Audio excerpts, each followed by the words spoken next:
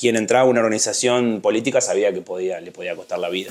En el 75, un grupo de montoneros secuestró un avión de Aerolíneas Argentinas y lo aterrizaron muy cerquita de Rafaela. Pero para entender todo lo que se vivió en ese momento, hace falta repasar un poquito de historia. La historia no es una foto, la historia son textos, contextos, momentos y circunstancias. El contexto global mundial deviene de lo que había sembrado en los 50 la campaña guevarista de Castro, toda esa situación revolucionaria que la gente se había subido, que más que ideología dejó una remera alguna vez, que era el Che Guevara, que era un argentino. Y aparece también otra cuestión, para entender los 70 hay que ir a los 60.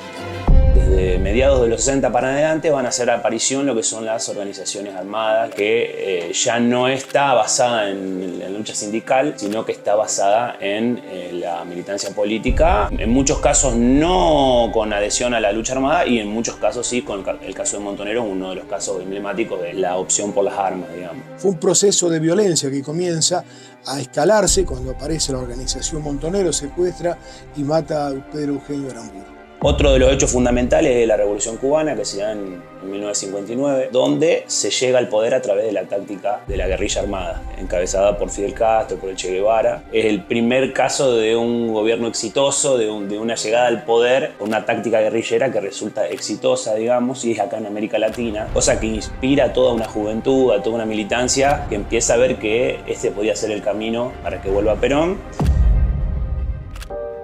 El mundo empieza a cambiar, eso es antes de los 70, a principios. Después comienza a armarse lo que es la historia del retorno de Perón. Va a haber una Argentina hasta el 73, donde la primavera va a durar muy poco, va a durar 2 o 3 años, esa que deja huellas en la historia argentina. Todo movimiento deja huellas. Vamos a hablar de Rafaela. ¿Qué era Rafaela? Unos 40.000 habitantes. El medio de comunicación, Radio Rafaela, una radio de AM que empezaba a las 6 de la mañana, terminaba a las 12 de la noche. El diario La Opinión, el diario Castellano, el Canal 13 de Santa Fe. Encontrar un pensamiento que quisiera cambiar las cosas era muy difícil porque básicamente todos queríamos cambiar el mundo, éramos jóvenes, pero nadie sabía cómo.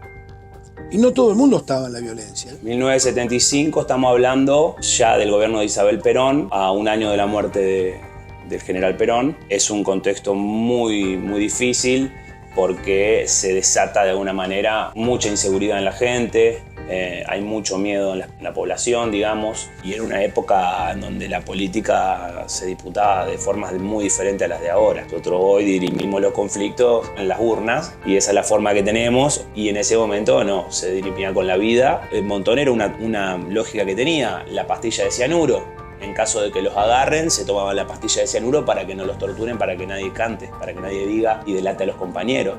Cosas que hoy nosotros las escuchamos y decimos son impensadas, ¿no? Es una cosa completamente diferente, si querés más frívola, más banal, pero también en ese momento había cosas que eran muy extremas y que hoy decís, bueno, había que bancársela y había que vivir la política de esa manera, jugarse la vida de esa manera, ¿no? Cuando nosotros vamos hoy con este presente que tenemos del 2026 a analizar esa época histórica, tenemos que tener muy presente la forma radicalmente distinta en la cual se vivían las cosas para poder entender un poco cómo se dieron.